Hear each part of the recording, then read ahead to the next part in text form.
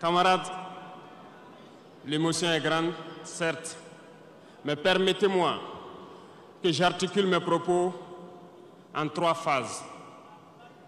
La première phase va concerner l'étape à partir de laquelle je vais vous expliquer comment est-ce que nous voyons ce monde. La deuxième phase, nous allons nous consacrer à vous expliquer pourquoi nous devons continuer à nous battre.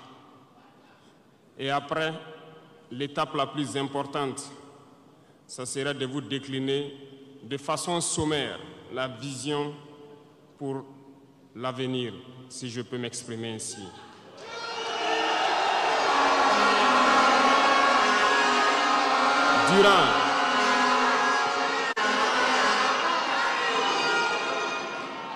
Durant ces 20 et quelques mois passés donc à la tête de l'État, nous avons eu à rencontrer plusieurs hommes politiques venus de toutes parts. Nous avons rencontré des centaines de diplomates venus de toutes parts. Nous avons rencontré des hommes d'affaires venus d'un peu partout du monde. Nous avons été ouverts à tous ces échanges, à toutes ces discussions pour pouvoir apprendre du monde, pour pouvoir comprendre le monde. Et aujourd'hui, je pense que l'occasion est très belle pour que je puisse vous expliquer quelles conclusions nous avons tirées de tous ces rendez-vous que nous avons eus avec des hommes politiques venus de tous les continents, des diplomates venus de tous les continents. C'est très important.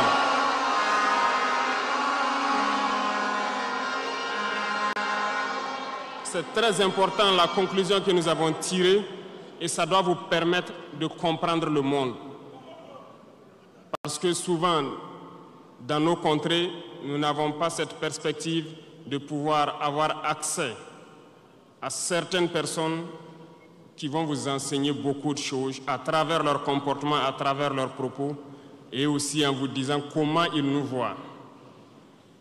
Camarades, Dieu a créé le monde avec tout ce qu'il y a comme bonheur, comme malheur, comme bien, comme mal, les humains, les génies, les animaux et tout ce qui va avec. Mais nous, humains, avons décidé de faire du monde autre chose. Chez les impérialistes, ils ont une vision du monde que je m'en vais vous expliquer. Le monde se résume en un triangle pour eux. Vous verrez le triangle dans la plupart de leurs insignes. Peut-être que vous ne comprenez pas, mais le monde se résume en un triangle. Pour eux, au sommet du triangle, se trouve l'empire du bien. Et l'empire du bien, c'est eux. C'est la prospérité, c'est tout ce qui est positif. C'est eux qui ont droit à tout ce qui est bonheur sur ce monde. C'est eux qui ont droit à toutes les richesses. C'est à eux d'imposer leur manière de voir le monde. C'est à eux d'imposer leur vision, leur mode de vie. Voilà pourquoi pendant la colonisation ou leur conquête, je dirais, ils venaient vers nos terres et ils disaient qu'ils ont découvert nos terres parce que pour eux, nous sommes des sauvages. Nous n'avons rien de comme eux, en fait. Donc, ils nous appelaient des indigènes. Et c'est eux, le peuple. Ils s'arrogent tous les droits. Et pour eux, le monde doit marcher comme ce qu'ils veulent. C'est simple. Je prendrai quelques exemples. Regardez à travers leurs films. Ils ont préparé l'esprit de leur peuple pour les faire comprendre qu'ils sont les meilleurs. C'est eux qui doivent tout posséder. Vous ne direz pas le contraire. Dans tous leurs films qu'ils propagent, vous trouverez toujours les méchants. Ce sont soit les Russes, soit les Sud-Américains, soit les Noirs qui jouent les mauvais rôles de trafiquants de drogue, de proxénètes, de trafic d'humains, jusqu'à un passé récent, bien sûr. Vous trouverez les Arabes qui jouent le rôle des terroristes. Voilà un peu comment ils perçoivent le monde.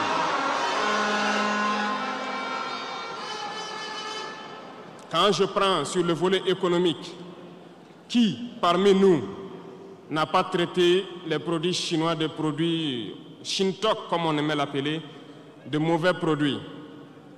Mais aujourd'hui, j'ai pu vous dire qu'on a tout tort, parce que la Chine est à un niveau de technologie assez avancé, et c'est en Chine que la plupart de ces pays viennent s'approvisionner, mettre leur marque dessus et nous revendent comme étant leur propriété.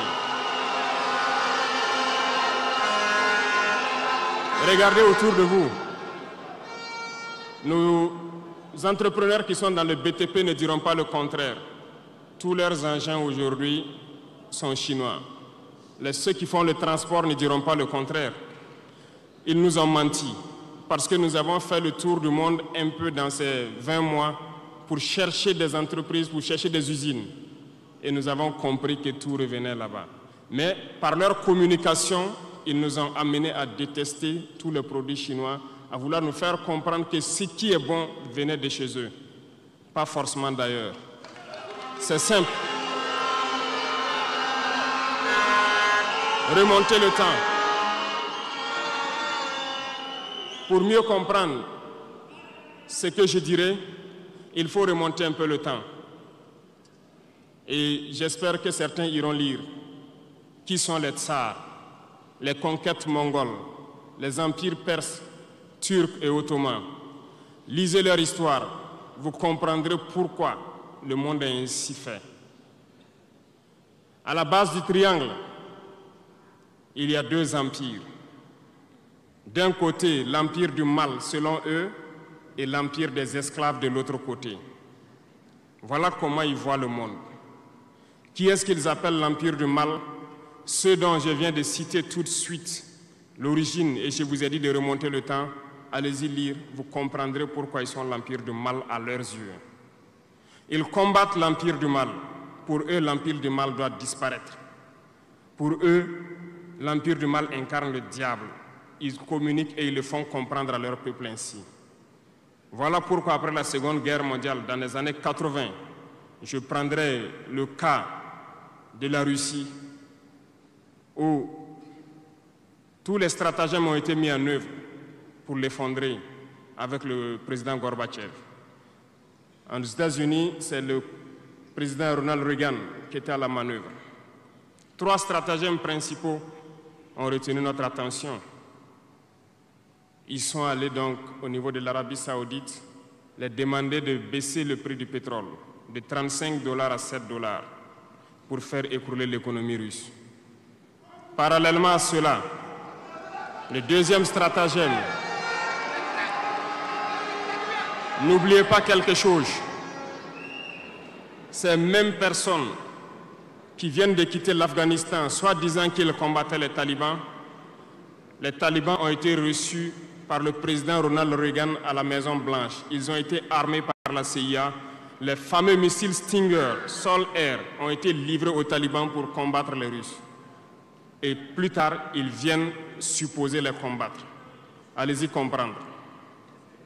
Le troisième stratagème, c'était un bluff. Le projet IDS, Star Wars.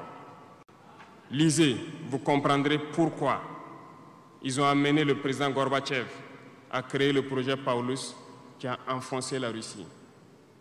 Une fois que la Russie s'est effondrée, ceux qui se prétendent être de l'empire du bien ont commencé à jubiler, jusqu'à ce que vienne cette équipe avec Vladimir Poutine pour essayer de remonter la Russie en surface.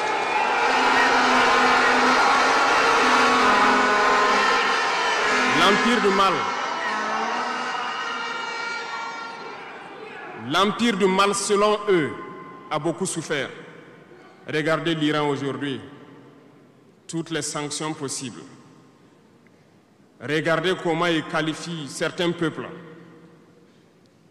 Par la communication, ils peuvent arriver à vous amener à faire détester un peuple ou à aimer un peuple. Ils sont très forts dans la communication et ils passent par tous les canaux possibles. Regardez les guerres qui sévissent. Ils ont tout inventé pour leur propre intérêt.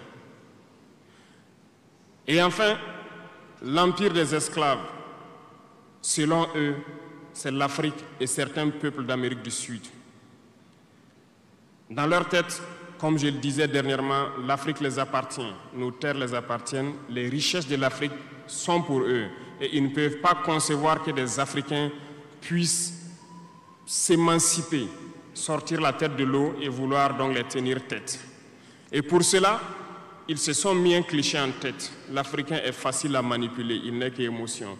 Ils trouveront toujours un Africain pour lutter contre son frère. Et ça a toujours été comme ça. Par la communication, ils vous ont amené à détester votre propre couleur de peau. Dans nos cultures et dans beaucoup de cultures au Burkina Faso ici, le deuil était symbolisé par la couleur bleue. Lorsqu'une femme perd son mari, elle portait donc des tenues de couleur bleue pour faire son deuil pendant un temps donné. Ce sont eux qui sont venus vous dire que le noir symbolise le deuil, le diable, la médiocrité, tout ce qui est mauvais. Et malheureusement, nous avons tellement avalé ça que lorsque nous sommes en deuil, nous nous mettons également en noir. Il faut que nous nous réveillons. Il faut que nous nous réveillons parce que voilà le cliché qu'ils ont en tête. Eux, ils sont l'empire du bien, d'autres sont l'empire du mal et nous, nous sommes l'empire des esclaves. Voilà comment les impérialistes voient le monde. Il faut que vous compreniez cela. Et là, je m'en vais faire un coup de gueule à l'endroit donc de certains intellectuels qui continuent de vouloir prêcher pour les impérialistes. Est-ce qu'ils ignorent cette partie de l'histoire? Je n'invente rien. Ça a été déclassifié. Vous trouverez tout ce que j'ai dit dans les bibliothèques ou partout sur les moteurs de recherche. Ces intellectuels n'ont-ils pas lu cela? Ne connaissent-ils pas l'histoire de ce monde? C'est peut-être par malhonnêteté ou quelques billets de dollars qui les amènent à toujours prêcher pour les impérialistes. Il faut que nos intellectuels arrivent à tout moment à prêcher pour conscientiser nos peuples, nos masses populaires, pour qu'ils comprennent d'où ils viennent et comment ils sont vus des impérialistes.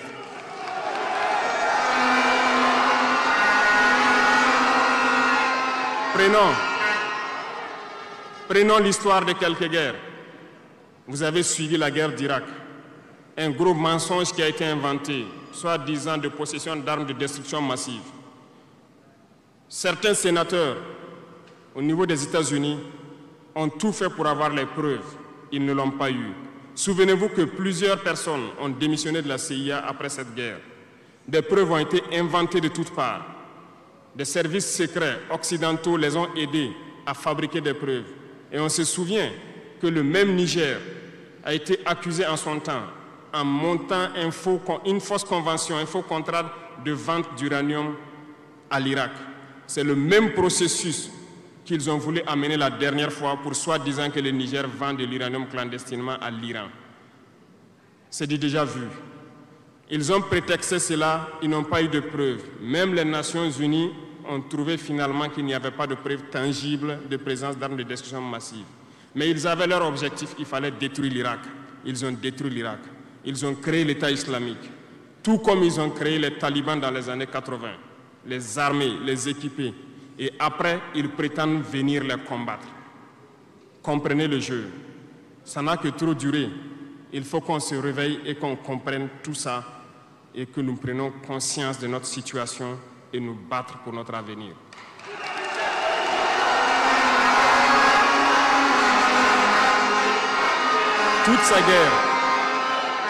Toutes ces guerres ont été inventées, passant par l'Irak, la Syrie, la Libye, dans le but de déstabiliser le monde à leur profit, parce que nul ne doit pouvoir les égaler. C'est ce que nous vivons aujourd'hui dans le Sahel aussi à travers le terrorisme qu'ils nous ont imposé, parce qu'ils trouveront toujours des Noirs qui vont s'exciter et qui vont prendre les armes contre leurs frères noirs. C'est ce que nous vivons. Ils n'ont jamais quitté ce modèle. Malheureusement, beaucoup de gens leur donnent raison. À cause de quelques billets de dollars, ils se vendent très moins cher à l'ennemi, à l'impérialiste, et ils se mettent à combattre leurs frères. Je voulais faire ce petit historique du monde pour que vous compreniez comment l'impérialisme voit notre monde. Ça se résume en ce petit triangle. Après cela,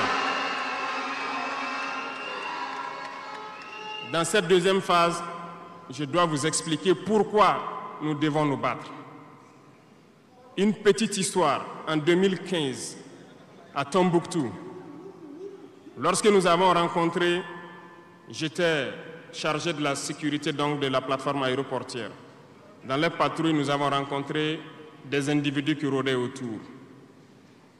Un de ces individus était manchot. Je lui ai fait comprendre que c'était dangereux de rôder autour de la base parce qu'ils peuvent se faire tuer. Il m'a dit qu'il voulait se faire tuer, il voulait mourir. Et j'ai cherché à comprendre leur histoire. Certains étaient fous, d'autres étaient normaux, mais ils cherchaient à mourir à cause du terrorisme. Ils nous ont expliqué que lorsque les terroristes sont rentrés à Tombouctou, le manchot qui m'expliquait ça, un soir, les terroristes se sont pointés à son domicile. On voulu violer sa femme devant lui. Il s'est opposé. Ils sont repartis. Le lendemain, on est venu le pêcher à la maison, l'amener à la place publique. On l'a accusé de vol. On a tranché sa main, on l'a battu. Il est reparti à la maison. Son fils, qui avait 16 ans, qui s'occupait de sa main, ils sont revenus. Ils ont violé la femme. Ils ont enlevé son fils. Ils ont continué à violer sa femme pendant des jours, jusqu'à ce que la femme se suicide. Et ils ont amené son fils, il n'a plus retrouvé son fils. Et lui, il préfère mourir. Voilà pourquoi il marche autour. Le jour qu'une sentinelle va lui tirer dessus, ça lui fera plaisir. D'autres ont connu le même sort. Ils ont été enlevés de chez eux parce qu'ils refusaient que les terroristes touchent à leurs femmes ou à leurs filles. Et le lendemain, on vient les soustraire, on les amène à la place publique, on les battait à sang. Et après, ils allaient faire leur sale besoin. Beaucoup de familles ont été détruites ainsi. Ce sont des criminels, des violeurs, des bandits, des trafiquants de drogue qui sont armés et qui sèment désolation dans nos contrées. Ils ne le font au nom d'aucune religion. Malheureusement, ici au Burkina Faso, certains villages se sont laissés compromettre par ces individus. Je parle en connaissance de cause. En 2022 à côté, j'ai été chercher avec mon unité dans un village parce qu'ils ne voulaient pas que nous restions là-bas parce qu'ils sont en bonne entente avec les terroristes. Ceux qui m'écoutent, ils savent de quoi nous parlons. Plusieurs autres unités sont témoins. Certains villages ont refusé catégoriquement que des FDS foulent leur sol parce qu'ils sont en bonne intelligence avec les terroristes. Nous leur avons fait comprendre qu'il n'y a pas d'alliance possible avec ces criminels parce que c'est eux qui décident du jour où le pacte se rompt. Plus tard, je pense que beaucoup de villages ont compris cela. Lorsque le pacte s'est rompu, ils sont revenus sur les réseaux sociaux pour appeler au secours. Nous y avons été. Mais c'est pour dire, peu importe ce qu'ils viendront vous dire, peu importe les flatteries possibles, peu importe le pacte que vous avez signé avec eux, le jour qu'ils décident de mettre fin au pacte, ils viendront tuer et mettre fin au pacte. Il n'y a pas d'alliance possible avec les terroristes. Il n'y a pas d'alliance possible avec ces criminels. Ils sont à combattre. Un point, c'est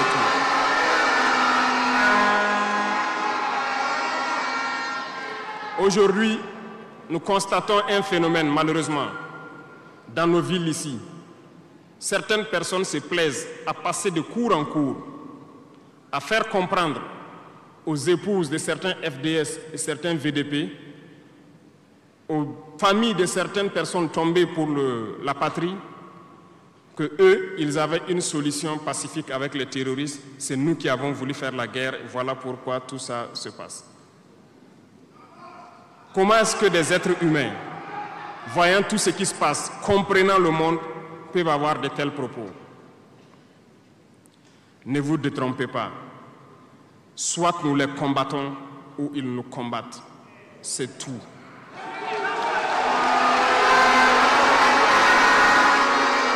Les gens se cachent. Ces gens se cachent soi-disant derrière un semblant de dialogue ou de négociation. Encore, ils vont vous ramener à traîner dans la boue. C'est ça l'objectif de l'impérialisme, que le fléau dure. que ça dure dans le temps, que vos États ne soient pas structurés et qu'on continue de profiter de vos richesses. Plus ça dure, plus ça les arrange. Et malheureusement, ces individus qui passent de cour en cour font le jeu des impérialistes. S'ils m'entendent, qu'ils arrêtent maintenant, parce qu'ils iront combattre eux-mêmes.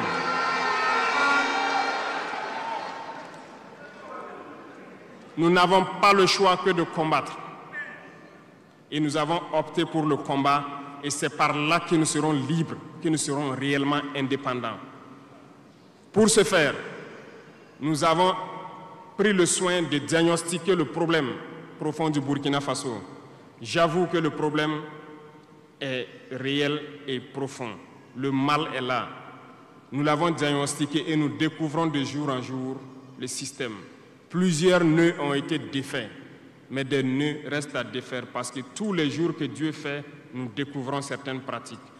Je peux comprendre, plusieurs décennies durant, ce système s'est installé. C'est devenu comme un gène dans nos ADN.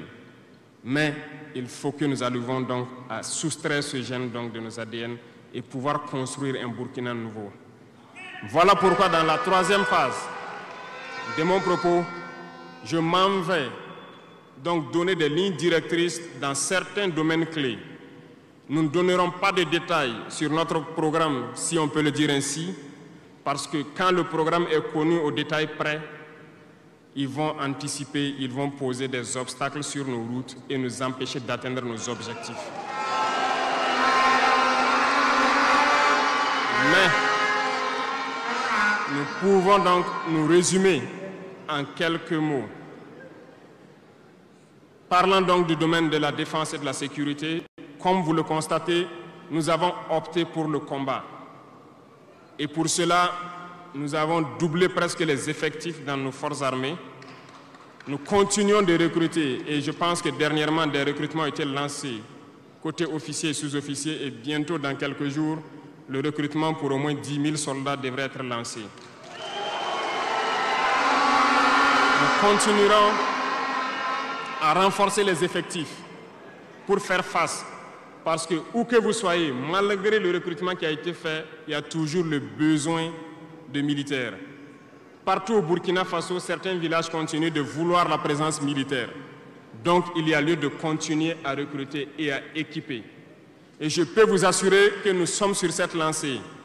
Depuis janvier 2023, nous avons pu lancer un programme d'équipement. C'est vrai, le monde est fou. Il y a la guerre partout. Aucune nation ne prend son équipement et vendre. On fabrique pour vous. Ce qui a fait que ces équipements ont traîné près de 18 mois, mais les premiers ont commencé à venir, comme vous avez pu le constater la dernière fois. Et les équipements vont continuer à venir. Parce que nous voulons que le niveau de notre armée atteigne un niveau jamais égalé dans la sous-région.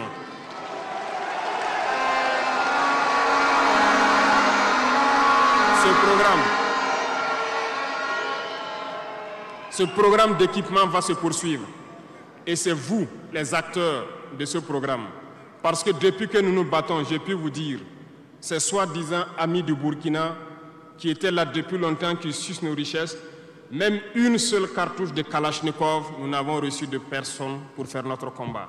C'est vous qui payez. Et nous continuerons à faire corps avec notre peuple pour pouvoir mener cette lutte. Nous avons des partenaires qui ont accepté de nous vendre des équipements et qui ont même proposé de pouvoir nous livrer des équipements stratégiques et que nous puissions payer dans le temps. Nous leur en remercions pour ce geste.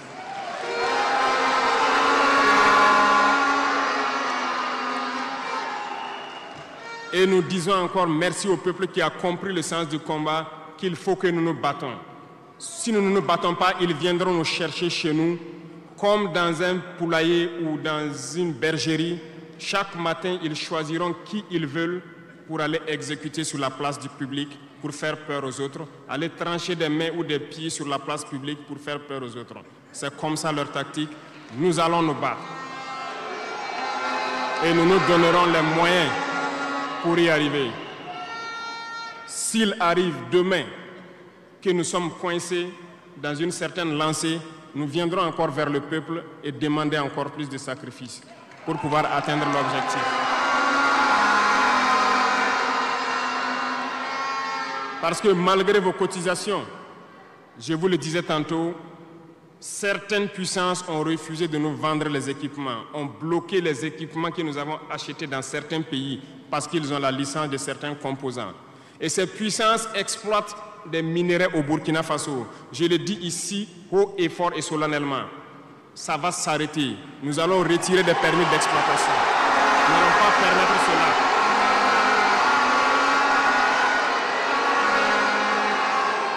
Vous ne pouvez pas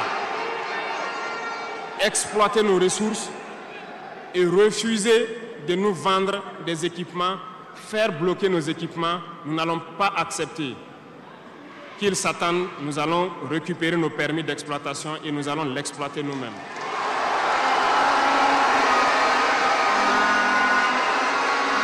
Revenant.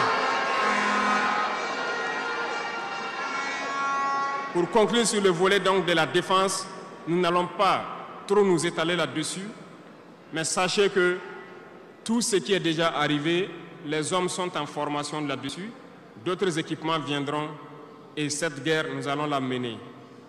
Beaucoup de stratégies ont été déjà écrites et nous les adaptons au fur et à mesure du comportement de l'ennemi.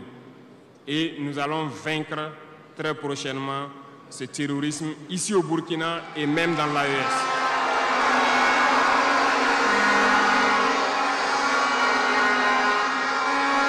Pour ce qui concerne le domaine donc de la fonction publique, pendant longtemps, nous avons passé le temps à mettre en garde un certain nombre d'acteurs. Mais nous avons compris que le phénomène est tellement profond. La corruption, la mauvaise gouvernance dans les différentes administrations, le manque d'éthique persiste. Certains organes ont été donc mis en place dans le cadre de la lutte contre la corruption. Et dernièrement, certains arrêtés ont été pris pour ce qui concerne les primes de dénonciation. Le dernier acte à poser sera fait avant donc, la fin de ce mois. C'est un organe qui devra siéger dans tous les ministères pour s'auto-saisir de certains dysfonctionnements, des actes de corruption et pouvoir agir. Et ces organes seront prêts. Parce que nous avons beaucoup de gros travailleurs aussi dans l'administration, mais qui sont mis à l'ombre, qui sont souvent mis à l'écart. Parce que pendant longtemps, ce sont les plus corrompus, les plus malhonnêtes qui ont été mis à la lumière, c'est eux qui bénéficient de tous les avantages. Et je dis donc aux travailleurs de faire attention à ces individus qui sont en train de perdre leurs privilèges, parce qu'ils vont continuer de vous manipuler, de vous intoxiquer et de vous envoyer dans de mauvais pâturages. Faites très attention à ces individus qui sont en train de perdre leurs privilèges, parce que nous n'allons pas permettre à ce que une soi-disant élite donc, qui avait été programmée s'arroge tous les droits donc, dans nos différentes administrations. Le dernier organe sera mis en place avant la fin de ce mois et le travail réel va commencer. Vous entendrez dire un peu partout à l'issue de ça que nous ne respectons pas certains textes, nous ne respectons pas certaines lois, mais il n'y a pas de loi ou de textes qui tiennent dans cette lutte lorsque c'est pour l'intérêt de la patrie. Qu'ils se le tiennent pour dire, donc, nous allons aller dans ce sens. Nous avons donc, dans le processus du recrutement, adopté une ligne de conduite. Nous sommes en train de faire un diagnostic, de vérifier les présences et de voir les besoins. Il n'est pas exclu qu'au cours de l'année, certains concours soient lancés pour augmenter des effectifs dans certains endroits. Certes, il y a eu d'abord une vague de concours qui a été lancée, mais dans tous les milieux, ils sont en train de faire le point. S'il y a besoin, je dis bien s'il y a besoin, nous continuerons encore de recruter pour être à un niveau acceptable et pouvoir faire fonctionner les différents organes donc, du pays pour le bonheur donc, des masses populaires. Dans le domaine donc, de la diplomatie, nous avons opté pour une diplomatie commune dans l'AES. Toutes les décisions vis-à-vis donc des partenaires, que ce soit africains ou à l'étranger, seront prises à l'unanimité au sein de l'AES. Mais nous avons aussi opté pour une diplomatie de vérité. Nous ne comptons pas nous mettre dans certaines logiques de mentir ou de couvrir la réalité, soit disant que c'est la diplomatie. C'est faux. Ce n'est pas là la diplomatie. J'ai pu vous dire que ce que vous voyez en superstructure, lorsque les gens viennent en audience et sortent pour parler au micro, ce n'est qu'une partie visible de l'iceberg. Ce qui s'est passé à l'intérieur dans les huis clos, ça n'a rien à voir avec la diplomatie.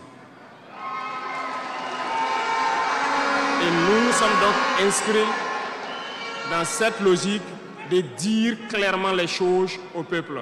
Certains vont nous critiquer, d'autres même iront à dire que non, un chef d'État ne doit pas parler comme ça, un chef d'État ne doit pas faire ça. Mais nous leur disons que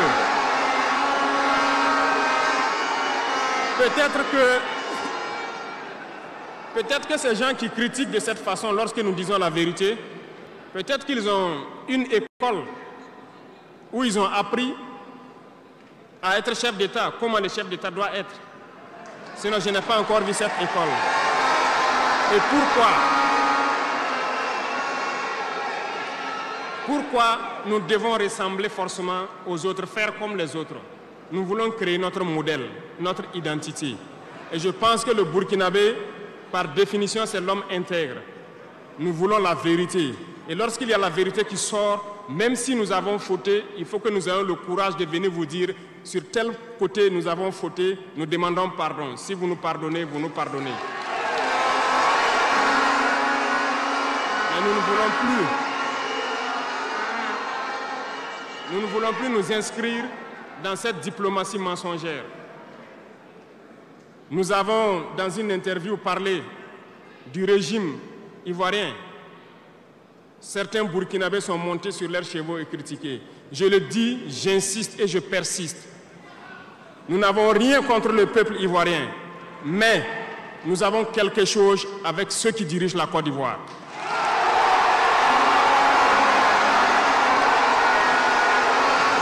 Nous le disons et nous le répétons encore.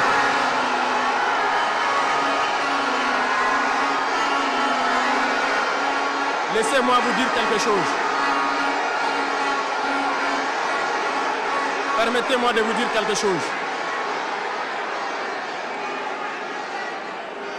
Il y a bel et bien à Abidjan un centre des opérations pour déstabiliser notre pays. Personne ne peut le nier et nous vous ferons les preuves dans les jours suivants. Nous vous montrerons des preuves physiques. Vous allez comprendre de quoi nous parlons. Personne ne viendra nous dire qu'au Bénin, il n'y a pas de base française dirigée contre nous. Nous avons les preuves sous la main. 2 bases importantes.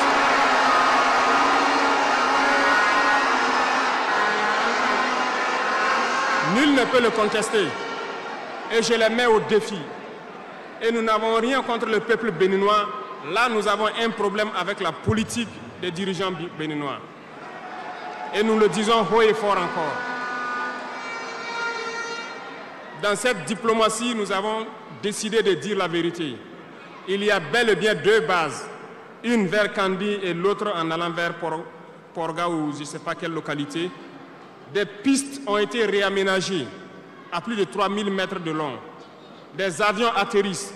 Les gens équipent et forment les terroristes là-bas. Nous avons des enregistrements audio d'agents français au Bénin là-bas qui se jouent le centre des opérations des terroristes.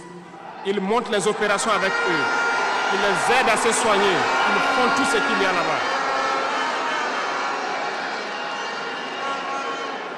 Nous avons tous les détails sur eux. Et vous ne voulez pas qu'on le dise à notre peuple? On va le dire. Si vous ne le voulez pas, s'ils ne le veulent pas, qu'ils arrêtent de se comporter ainsi.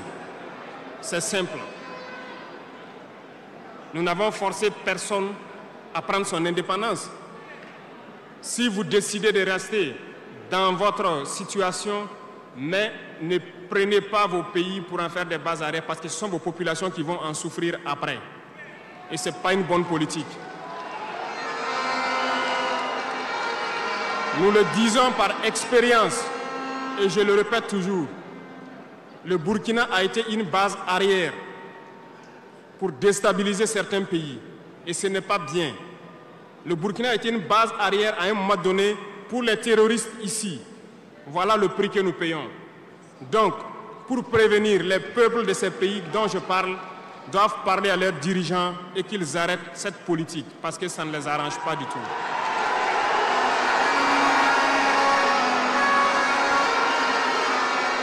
Pour venir,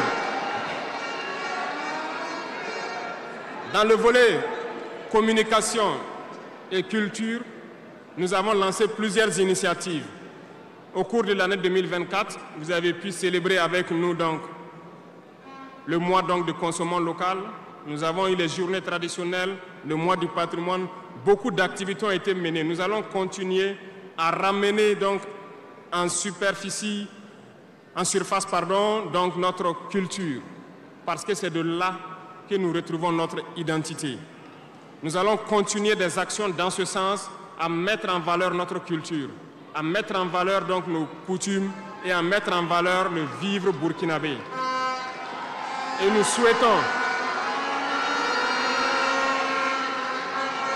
souhaitons que chacun soit acteur de l'émergence du Burkina Faso à travers sa manière de communiquer. Parce que tout se trouve dans la communication aussi. Vous avez suivi dernièrement la guerre communicationnelle qui a été dressée contre nous et ça continue, ça ne va pas s'arrêter. Et je souhaite que tous ceux qui sont dans la communication puissent être professionnels. Lorsque nous voulons poser un acte communicationnel, qu'on se pose la question, est-ce que c'est pour la patrie ou contre la patrie, avant de poser l'acte. Peu importe. Vous pouvez ne pas nous aimer, moi, ma personne. Vous pouvez ne pas m'aimer, mais vous devez aimer votre pays. En me faisant du mal, il ne faudrait pas confondre le pays. Et donc, la politique dans le domaine de la communication va devoir aller dans ce sens-là. Et nous serons obligés donc de recadrer la communication sur tous les aspects. Et c'est cette ligne de conduite qui sera donc adoptée. Nous n'allons pas permettre à ce que des Burkinabés communiquent contre le Burkina Faso. Nous allons toujours nous inscrire dans l'éveil des consciences. Nous devons pouvoir sensibiliser les masses populaires pour que les gens comprennent pourquoi nous devons nous battre sur tous les volets. Revenant au domaine donc de l'agriculture, comme vous pouvez le constater, nous avons lancé des initiatives depuis 2023 et cette année, l'offensive a été lancée. Ça se passe plus ou moins bien. J'aimerais donc que les gens comprennent que nous avons décidé d'accorder une grande part de notre budget et de notre temps aussi au monde agricole. Parce que plus de 90% de notre population est paysanne. Mais pendant des décennies, ils n'ont jamais senti l'intéressement donc, à leur public. Et c'est pourquoi nous avons décidé d'entreprendre un certain nombre d'initiatives, d'actes que nous posons. Nous aimerions pouvoir labourer tous les champs de tous les paysans de Burkina Faso, les donner les semences qu'il faut et les permettre de pouvoir avoir les intrants nécessaires à coût subventionné pour pouvoir nous aider dans la lutte contre l'insécurité alimentaire.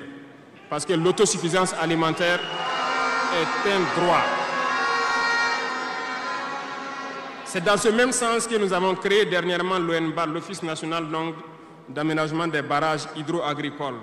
Nous allons l'équiper parce que tous êtes témoins dans vos différentes régions que nous avons retenu beaucoup de barrages, mais qui sont ensablés, qui sont bouchés. Et nous avons la possibilité de faire d'autres barrages. Nous sommes en train de payer de l'équipement pour cet office pour qu'il puisse se déployer sur le territoire et avec la contribution des populations, pouvoir construire beaucoup de barrages et désensabler beaucoup de barrages. Nous allons poursuivre ce combat. Nous allons poursuivre ce combat jusqu'à l'atteinte de l'autosuffisance alimentaire et que nos populations puissent manger à leur faim. Dans le domaine donc, des infrastructures, nous avons un manque crucial de routes. Et en faisant l'analyse, nous avons trouvé pour certaines routes des études très vieilles et pour d'autres, il n'y a pas d'études. Nous ne pouvons pas construire une route sans avoir des études. Les études sont préalables. Voilà pourquoi dans ce secteur, nous avons ordonné au ministère de faire beaucoup d'études sur beaucoup de tronçons, ce qui nous permettra donc à l'avenir de pouvoir lancer des travaux et bien faire ces travaux pour que ce soit durable sur beaucoup de tronçons. Pour cela, nous avons remarqué que les frais pour bitumer 1 km de tronçon, nous sommes autour de 500 millions de francs. Donc pour 100 km avec les ouvrages d'assainissement, nous n'avons pas moins de 60 milliards pour faire 100 km de route bitumée. C'est très cher et très coûteux. La technique a été de créer donc des brigades d'intervention, donc des infrastructures. Nous sommes en train donc de vouloir équiper plusieurs brigades avec de l'équipement pour faire le minimum et permettre donc aux entreprises aussi du BTP de vivre et de faire une partie. Nous allons partager donc la poire en deux pour pouvoir baisser les dépenses et pouvoir faire le maximum de routes possibles dans un laps de temps.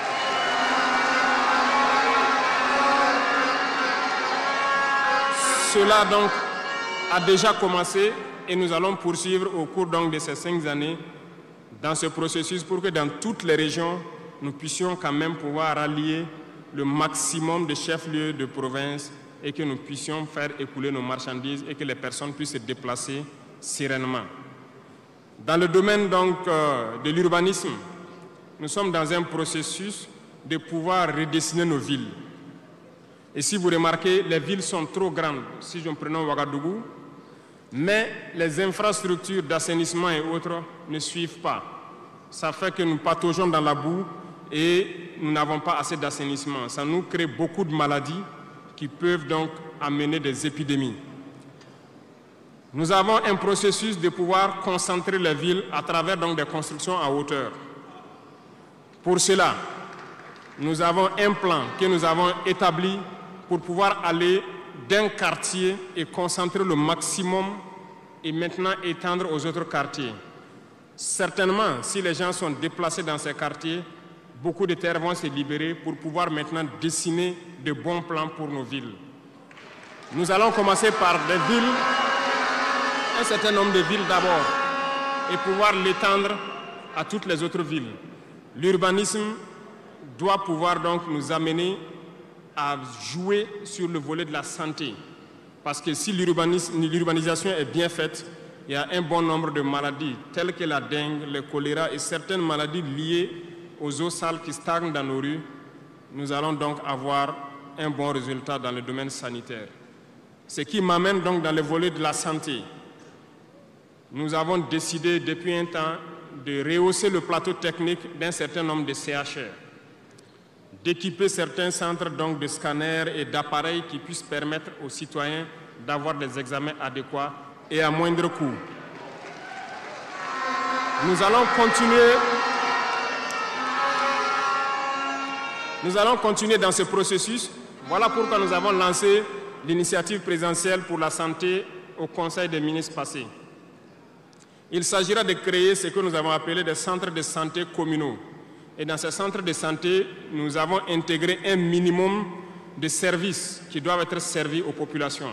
Il s'agira de l'imagerie, c'est-à-dire tout ce qui est échographie et radiographie, des banques de sang et aussi des laboratoires, pour que les populations des différentes provinces et communes, certaines communes, n'aient pas à se déplacer ou avoir besoin d'ambulance pour une transfusion sanguine, amener des malades vers certains centres, qui peuvent d'ailleurs ne pas arriver à cause de l'état de la mauvaise route. Donc, cette initiative est déjà lancée et nous allons faire en sorte que nous puissions commencer avant la fin de l'année la construction des premiers centres et leur équipement. Nous allons le poursuivre au fur et à mesure jusqu'à la limite donc de nos moyens pour pouvoir donner une santé, un système de santé fort à toutes nos populations. Nous ne voulons pas voir quelqu'un quitter sa localité pour venir vers un CHR pour une radio ou pour une transfusion sanguine. Donc, c'est bien possible. C'est bien possible Parce que je reviens encore à nos impérialistes qui nous ont pillés pendant longtemps. Regardez, leurs simples hôpitaux pour leurs animaux sont plus équipés que nos centres de santé. Ce n'est pas concevable. Nous pouvons atteindre ce niveau et nous avons décidé de nous battre pour atteindre ce niveau. Le ministère a été instruit aussi de former le personnel nécessaire pour équiper ces centres-là au fur et à mesure que nous les mettons en place, parce que ça nécessite des professionnels engagés. Et pour être plus pointu, nous avons remarqué que nous avons des médecins assez posés, prenant l'exemple de ceux qui opèrent le cœur. Nous sommes en train donc de les accompagner pour pouvoir avoir un institut vraiment assez équipé et les permettre de faire certaines chirurgies du cœur sur place parce qu'ils en ont la capacité. C'est l'équipement qui les manque. On attend leur point de situation pour pouvoir les aider et les soutenir. Beaucoup d'autres spécialités ont fait leurs preuves et nous ferons tout pour les accompagner donc dans ce sens. Dans l'initiative, il est prévu aussi des centres de réanimation dans certains CHR qui n'en disposent pas. Parce qu'il nous a été dit qu'après plusieurs opérations, des patients souvent décèdent du fait de manque de centres de réanimation. Donc c'est un tout complet que nous sommes en train de mettre en œuvre pour pouvoir renforcer le système de santé. Et nous sommes convaincus que si les Burkinabés mangent à leur faim et que l'urbanisation est bien faite, nous avons déjà gagné en termes de santé sur beaucoup de plans. Et il faut l'accompagner maintenant avec l'équipement.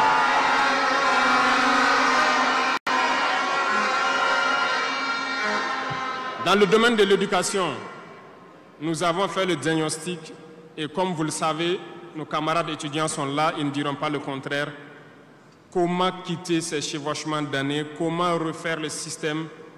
Eh bien, nous avons abouti à une conclusion. Nous avons lancé l'initiative aussi pour l'éducation de qualité. Ça va intégrer tous les volets, de la maternelle jusqu'à l'université. Les premiers bâtiments devront donc pousser aussi avant la fin de l'année. Nous avons opté pour des constructions en hauteur, pour rassembler le maximum d'élèves sur des superficies données, pour permettre un contrôle approfondi et judicieux de l'enseignement, parce que l'enseignement, c'est aussi de l'éducation. Et au finish, nous devrons avoir des complexes dans la plupart de nos communes, qui vont de la maternelle jusqu'au secondaire, et les centres universitaires doivent voir leur capacité augmenter aussi. Quand nous prenons aujourd'hui nos salles de classe à 3 classes qui sont construites un peu partout, la saison des pluies a commencé, les intempéries encore sont venues nous montrer que ce n'est pas la bonne option. Voilà pourquoi nous ne voulons plus faire ces centres isolés avec des petites maisons de 3 salles et nous allons passer à des constructions à hauteur pour avoir le maximum d'élèves dans un espace donné et l'encadrement conséquent pour une éducation de qualité. Beaucoup d'autres choses seront initiées dès le primaire. Nous allons revenir à certains fondamentaux de discipline et d'instaurer donc un certain nombre de valeurs à inculquer aux plus jeunes depuis le primaire pour qu'ils soient de bons citoyens de demain. Une partie. Il y aurait donc un début de formation militaire, si je peux le dire comme ça, civique et patriotique au tout petit pour pouvoir continuer dans les lycées. Et le programme national donc au niveau du SND est en train de muter. Le texte était venu en conseil, nous l'avons renvoyé avec des amendements pour que les travailleurs qui sont en activité actuellement puissent aussi passer dans ce centre pour avoir une formation militaire. Et ça va s'organiser à tour de rôle sur des périodes bien précises. Tout est une question de discipline, parce que par excellence, la formation militaire doit pouvoir discipliner les gens. Donc nous allons inculquer un certain nombre de valeurs au niveau donc de notre éducation. Revenant donc au centre universitaire, avant aussi la fin de l'année, nous allons commencer la construction d'un certain nombre d'amphithéâtres. Et plus tard, lorsque les moyens le permettront, nous partirons sur le volet donc de la restauration et aussi des cités au niveau donc des différents centres universitaires. Mais nous commencerons par les amphithéâtres pour les permettre d'avoir donc où travailler pour que le décalage qu'il y a en termes donc d'années qui se superposent puisse se réduire considérablement. Nous avons fait une régulation budgétaire qui doit donc passer à l'Assemblée ce mois-là pour pouvoir donc initier toutes ces opérations. Qu'est-ce que cela veut dire? Nous avons diminué les dépenses de fonctionnement de l'administration pour pouvoir injecter ailleurs, notamment dans l'éducation et dans la santé. Ce programme donc, est prêt, il a été lancé et dans les jours à venir, vous serez témoins de l'évolution donc, de tout ce que nous sommes en train de vous dire. Et nous poursuivrons ce schéma tout au long donc, de ces 60 mois qui nous a été consacré. Revenant donc au domaine donc, des mines, je le disais tantôt, nous avons adopté une nouvelle politique. Le Burkina regorge de beaucoup de sortes de minéraux, mais il y a quand même un minéral pour lequel il n'y a plus de secret pour les Burkinabés. Et je m'en vais là saluer donc nos vaillants orpailleurs, très courageux, qui arrivent à rentrer dans les profondeurs de nos terres pour sortir ce minéral-là. Nous nous sommes dit, pourquoi continuer à laisser des multinationales étrangères venir puiser notre or pendant que nous savons l'exploiter nous-mêmes? Voilà pourquoi nous avons ordonné au ministère de réorganiser les orpailleurs et le gouvernement va prendre en compte l'exploitation de l'or. Plusieurs permis, comme je le disais, seront retirés de certaines personnes et nous allons l'exploiter nous-mêmes. Nous allons nous équiper.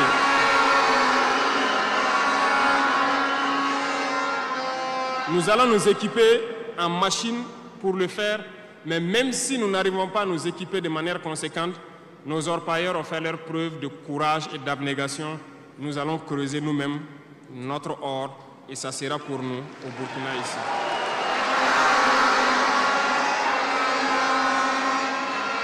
Pour les autres substances, là où nous ne pouvons pas, et bien sûr, nos partenaires sincères qui acceptent de nous accompagner dans cette lutte, c'est à eux seuls que nous pourrons concéder certains permis.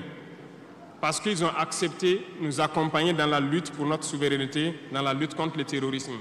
Et nous avons édicté un nouveau code donc, minier qui est actuellement à l'Assemblée et j'espère qu'il sera voté donc, dans la semaine prochaine pour imposer un nouveau modèle aux différentes entreprises qui vont venir pour exploiter l'or ici, pour que le maximum de profit soit pour l'État.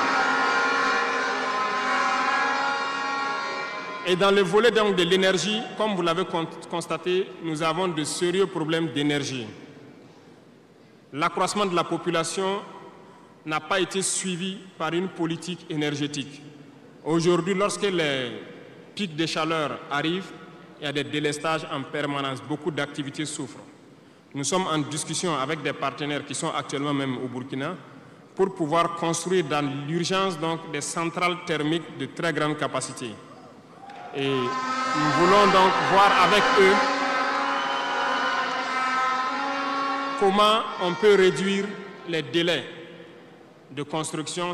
Les discussions portent actuellement sur la réduction des délais de construction et le modèle financier que nous allons mettre en place.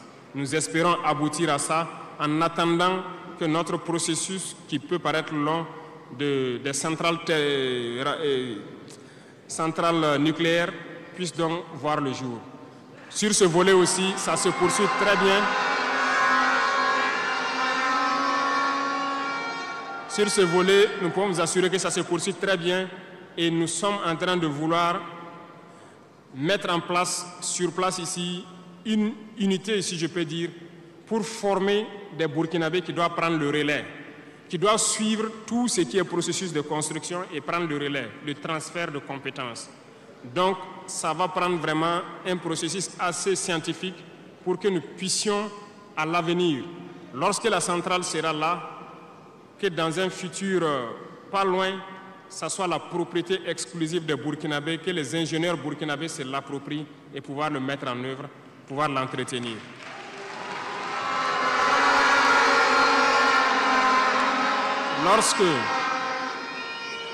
Lorsque les conclusions donc, des discussions qui sont en cours avec les partenaires pour la centrale thermique verront le jour, nous allons vous mettre ça à disposition. Et si nous avons besoin de vous, nous allons vous le dire pour pouvoir mettre en œuvre rapidement ce plan aussi. Parlant donc du domaine de l'économie, qui tient beaucoup à cœur, nous sommes en train de mettre en place un processus. Le paiement donc de la dette intérieure a commencé un peu avec les plus petites dettes. Les factures de moins de 100 millions ont été payées et nous poursuivons au fur et à mesure parce que ça doit permettre de soulager le secteur privé et de pouvoir donc relancer l'économie. Actuellement, nous allons nous tourner rapidement vers les sociétés d'État. Leur assemblée générale vient de finir, comme vous l'avez constaté. Elles fonctionnent très bien et elles ont fait de très bons résultats. Nous allons partir donc des sociétés d'État, soustraire un peu sur leur DAT pour soulager l'économie et faire tourner, soulager la dette intérieure et faire tourner l'économie. Donc dans les jours à venir, s'il plaît à Dieu, beaucoup d'entrepreneurs doivent être soulagés après donc la signature de conventions avec les sociétés d'État. Mais nous sommes en train, donc dans le secteur minier, comme je vous l'ai dit, de prendre une certaine indépendance. Ça doit nous permettre donc de pouvoir avoir un bon nombre de ressources en matière de finances, mais aussi et surtout le volet de l'industrialisation qui doit venir combler ce volet économie-là. Parce que nous dépensons beaucoup à l'extérieur, nous sommes en train de mettre en place tous les processus pour que nos devises ne sortent pas. En attendant, au niveau de l'AES, comme vous l'avez constaté, nous avons décidé de mettre en place une banque d'investissement et aussi un fonds souverain. Ce processus, donc, les techniciens sont là-dessus. La réflexion est en cours et nous espérons, dans un futur proche, qu'ils nous présenteront quelque chose de conséquent. L'autre volet stratégique que je ne vais pas parler et dont vous savez, nous avançons sereinement et au moment venu, ça va vous surprendre et rester à l'écoute. C'est tout ce que je peux dire.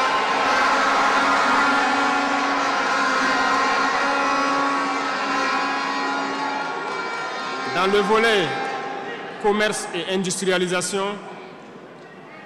nous avons aussi posé les diagnostics, comme je vous le disais.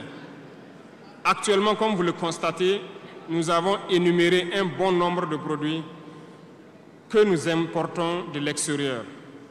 Alors, nous sommes en train d'entamer un processus d'industrialisation. Il faut que nous arrivions à mettre le maximum d'industrie sur place pour transformer nos matières premières et pour pouvoir fabriquer ce que nous consommons.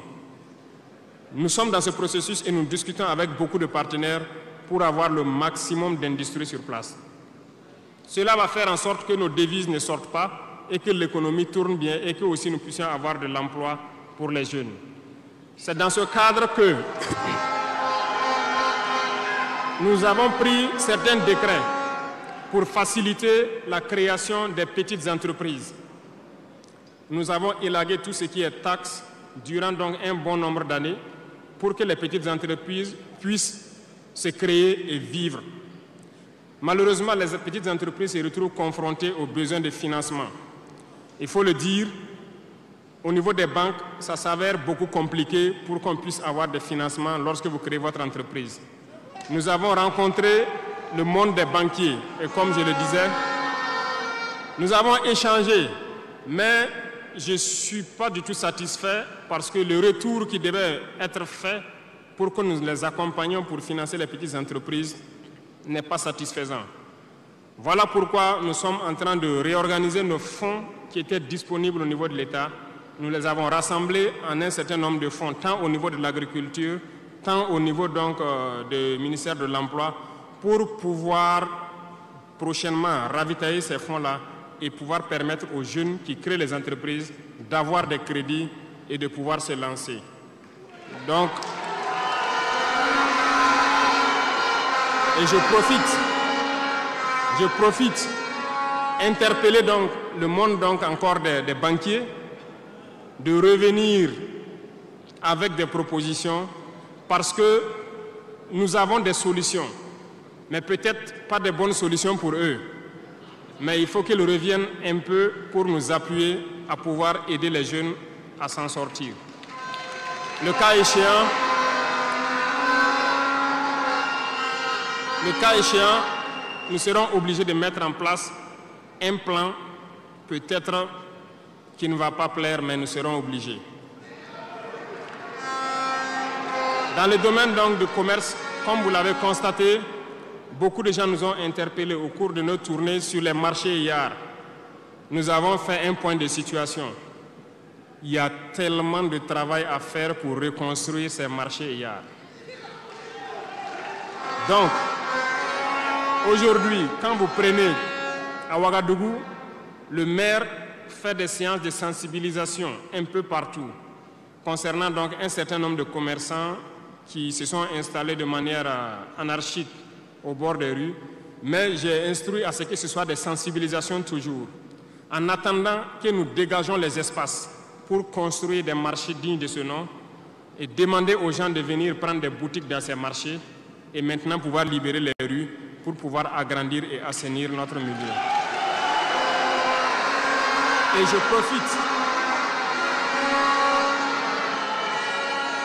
je profite donc, vous demander, vous aussi, population des villes, de nous aider dans cette phase de sensibilisation en vous sensibilisant vous-même pour ne pas aller construire autour des poteaux de la Sonabel qui sont un danger pour vous-même, de ne pas aller construire sur les caniveaux d'évacuation d'eau. Et je compte sur vous pour qu'on puisse donc atteindre cet objectif-là.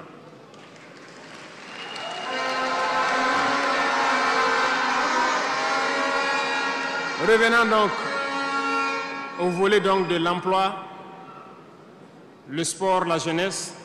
Nous sommes en train de faire une réforme. Il y aura un remaniement ministériel dans quelques jours où l'architecture des ministères va changer un peu. Nous allons consacrer un ministère entier à la formation secondaire et professionnelle pour que nous n'ayons plus à avoir donc au niveau de l'université ce blocage qui est là actuellement. Nous devons pouvoir professionnaliser beaucoup de jeunes depuis le lycée.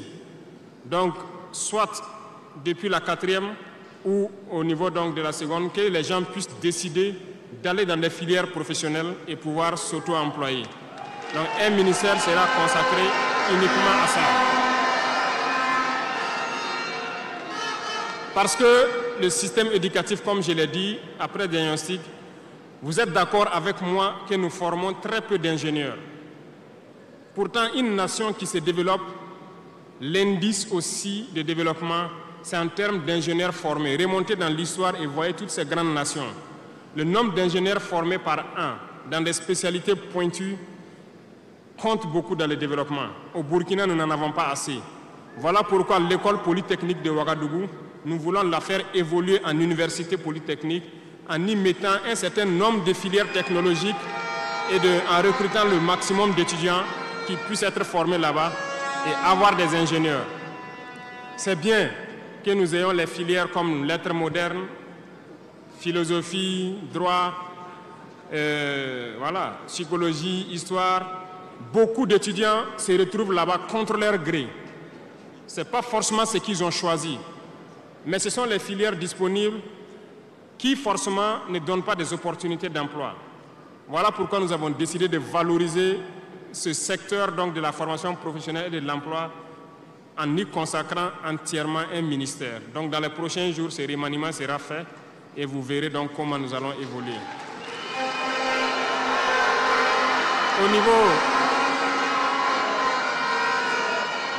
Au niveau du sport, la jeunesse et le sport, nous avons jugé nécessaire qu'il faut reprendre la main. Il faut reprendre la main pour recadrer. Parce que, première chose, le sport permet d'éviter un certain nombre de vices. La drogue, l'alcool, certains vices de la société peuvent être combattus à travers le sport. Nous voulons donc mettre des pôles dans toutes les régions, reconsidérer l'UCBF et toutes les disciplines sportives pour pouvoir les valoriser et créer les pépinières pour qu'au niveau professionnel, nous ayons le maximum de Burkinabés qui défendent les couleurs de Burkina Faso à l'extérieur. Le ministère qui sera consacré à ça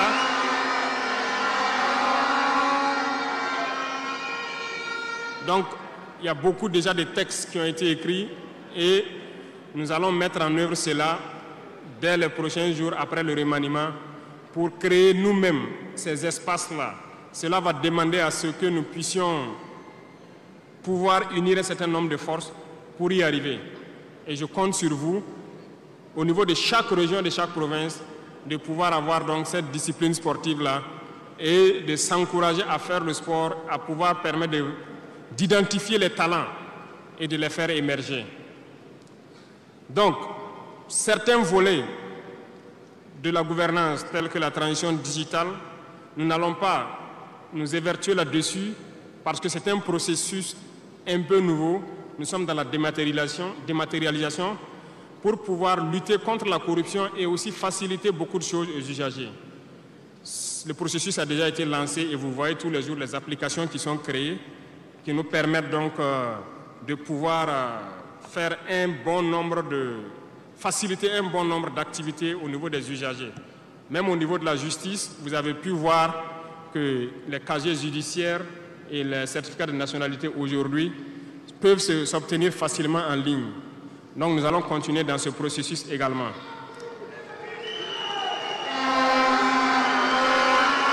Revenant donc au domaine donc de l'humanitaire, nous avons donné donc instruction au ministère. C'est le ministère de la Femme, du Genre, de la Cohésion sociale et de l'action humanitaire. C'est eux qui traitent toutes ces questions. Mais nous avons décidé dans une première phase de nous concentrer sur l'action humanitaire, notamment soutenir les populations qui retournent dans leur village. Aujourd'hui, imaginez des populations qui retournent dans leur village en début de saison ou pendant la saison pluvieuse. C'est très difficile pour eux de pouvoir se nourrir ce temps-là. Donc, certains volets peuvent sentir moins donc, la présence du ministère, notamment le genre et autres. C'est parce que nous avons donné instruction au ministère de se concentrer sur l'action humanitaire. Au fur et à mesure que les villages rejoignent, que les villages puissent avoir le minimum pour survivre. Et là, à partir des moments, nous pourrons donc nous intéresser à tous ces volets. Parce que la cohésion sociale dont nous parlons ne peut advenir que lorsque les gens mangent à leur faim d'abord. Un pauvre et un riche ne peuvent pas s'asseoir sur la même table et parler. Si l'un a faim et l'autre... Voilà, c'est compliqué. C'est ce que je passe mon temps à dire à tous ceux qui viennent nous parler de cohésion sociale. Quelqu'un ne peut pas avoir faim et quelqu'un qui mange à sa faim, vous voulez les asseoir pour parler à la même table, ce n'est pas possible. Il faut que tout le monde ait à manger d'abord.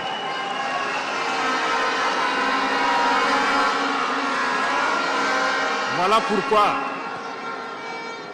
c'est dans la lutte qu'il y a la cohésion. Acceptons de lutter. C'est dans la lutte, c'est dans la guerre qu'est née l'AES. C'est dans la lutte que nous avons pu nous unir dans le Sahel. Et c'est dans la lutte que les Burkinabés sont en train de s'unir. Allez-y voir tous ces villages qui se retournent. Je vous invite à faire le tour. Beaucoup sont venus de différentes provinces. Ils peuvent être dans leur village avec des désaccords. Ils ont été cherchés, mais quand ils reviennent, ils sont plus soudés que jamais. La cohésion sociale se trouve dans la lutte également. Et pour finir, j'ai laissé le domaine de la justice en dernier pour terminer donc notre vision dans ce domaine.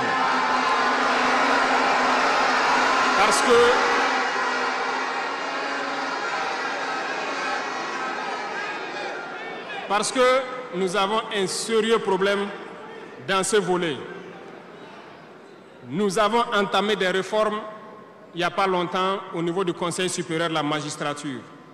Nous avons vu des écrits, nous avons vu des comportements de certains syndicats du monde de la justice. Très bien, certains ont tenté de boycotter tout ce qu'ils peuvent, mais comme le disait Diop, avec ou sans eux, nous allons avancer.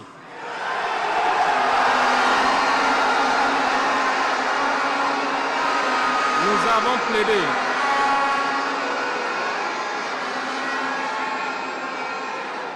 Nous avons plaidé pour une justice juste, si on peut le dire.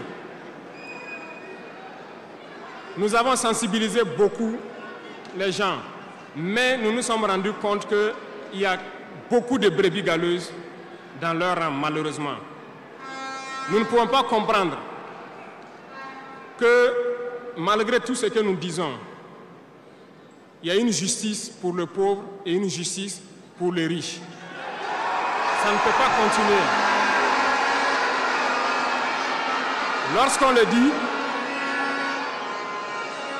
Lorsqu'on le dit, ils disent que nous ne devons pas parler de ça. Nous allons parler de ça et bien même. Parce que, remarquez jusqu'au jour d'aujourd'hui, lorsqu'un citoyen lambda, qui ignore la loi d'ailleurs, même si on dit nul n'est censé ignorer la loi, un citoyen lambda a un problème en justice, on peut l'attraper, le mettre en prison sans jugement pendant longtemps d'abord. Mais lorsque un autre citoyen a un problème en justice, pour peu qu'il puisse mobiliser 1, 2, 3 avocats, son dossier est rapidement pris en compte, jugé rapidement, pendant que le pauvre, lui, il croupit d'abord en prison.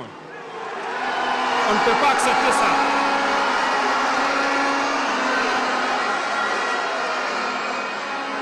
Il y a des choses, il y a des situations et il y a des choses sur lesquelles nous n'avons pas voulu nous prononcer par juste devoir de réserve parce que nous sommes à un certain niveau, on ne veut pas parler en premier.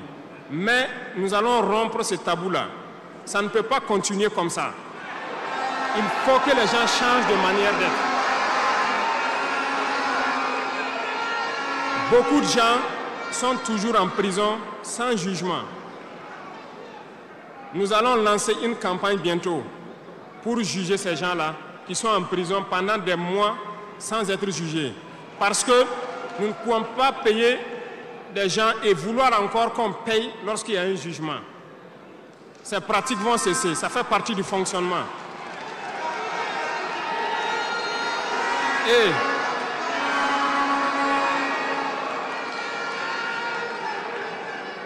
malheureusement, je le dis haut et fort, et j'invite donc les magistrats qui sont sincères là, voilà, à donner le ton aussi et à quitter dans une certaine logique. Parce qu'il y a beaucoup de brebis galeuses dans leur rang. Il y a des magistrats corrompus qui se cachent derrière des syndicats pour poser un certain nombre d'actes.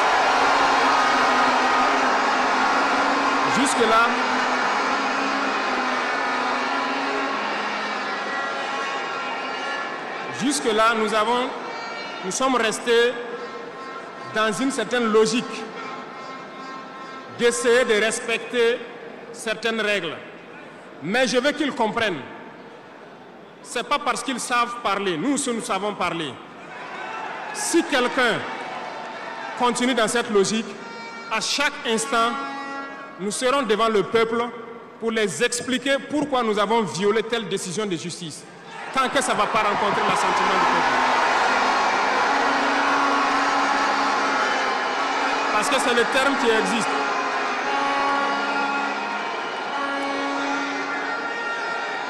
La patrie d'abord, la patrie avant tout. Si une mauvaise décision est prise, soi-disant pour protéger certains individus qui nuisent à la patrie, nous allons nous opposer. Et nous n'allons pas permettre que la décision soit exécutée. Et nous allons expliquer pourquoi nous nous opposons.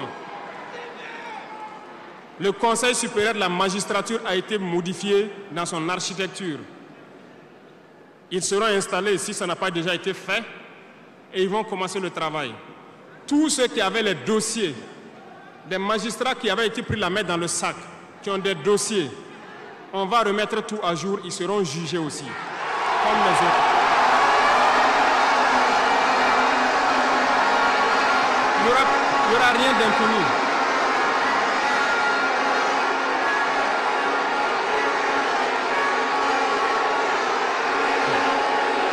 Ils sont au courant.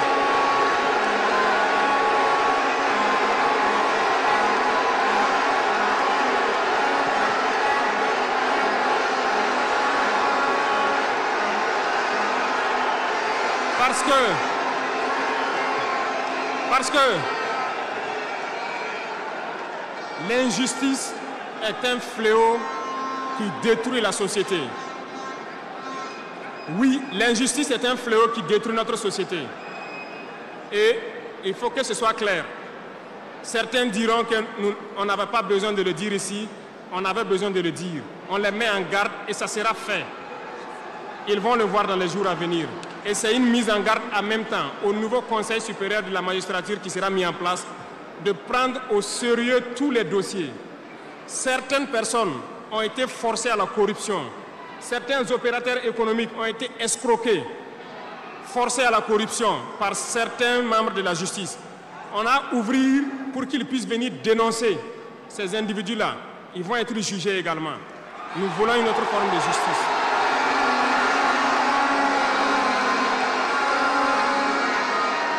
Nous ne le faisons pas pour nous-mêmes.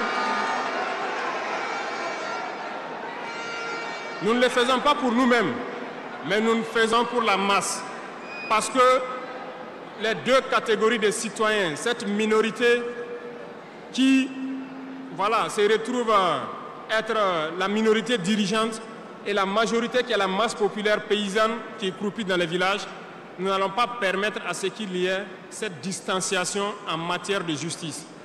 Donc, j'ai laissé la partie de la justice en dernière partie pour les dire que la bataille sera lancée. Et nous comptons sur les magistrats honnêtes pour faire le travail honnêtement et expédier de leur rang les corrompus, les vendus et les escrocs. Nous n'allons pas continuer à les embourgeoiser, à les enrichir. On va nettoyer. Et s'il faut que...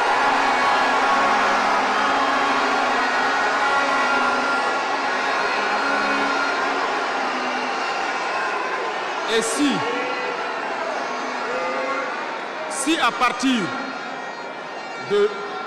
si à partir de ces propos que je tiens aujourd'hui, certains décident de faire des mouvements d'humeur ou de ne pas travailler, ils sont libres. Nous prendrons les mesures qui sied. Mais le pays va avancer.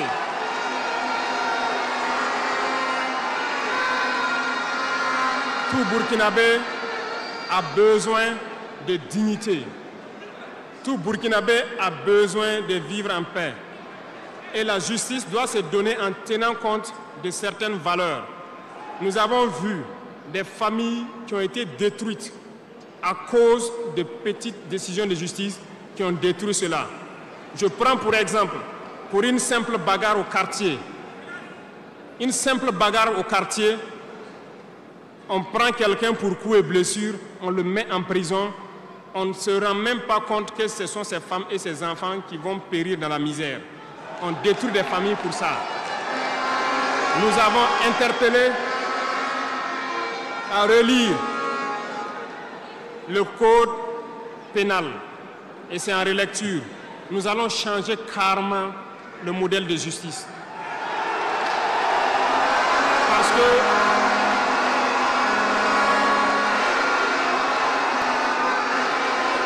nous l'avons dit et nous le prêchons.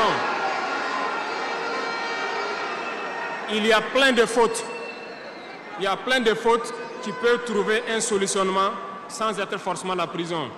Et je peux vous promettre que dans ces 5 ans, nous allons faire en sorte pour diminuer de manière drastique le nombre de prisons et augmenter le nombre de travailleurs dans nos plaines, parce que nous allons récupérer nos plaines.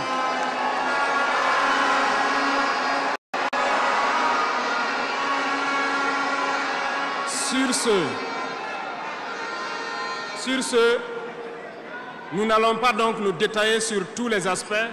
Nous allons nous arrêter là parce que vous avez beaucoup de questions sûrement à poser sur ce que nous venons de dire et nous allons vous apporter les réponses claires, simples et limpides.